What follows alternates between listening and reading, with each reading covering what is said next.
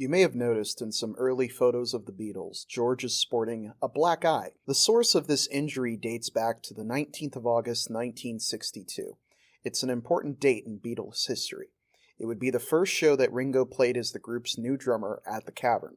Ringo had sat in as a temporary drummer at several shows, but now Pete Best was out and Ringo was in.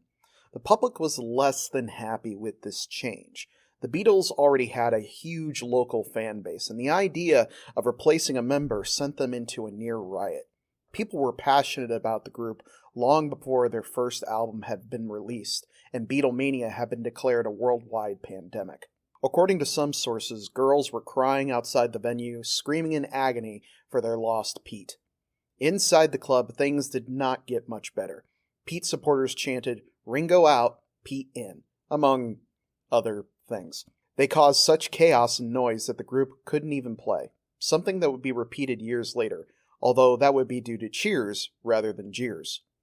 Ringo just tried to power through, as did John.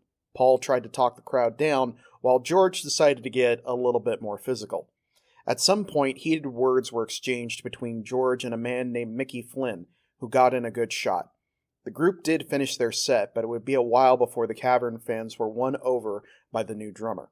It's a great story in that it shows the loyalty on both sides, the crowd backing Pete and the reputation that he had established, and George defending his friend and bandmate, knowing that he was a replacement, quite literally, worth fighting for. This story and the fallout of Pete being replaced is one that has long been discussed by Beatle fans.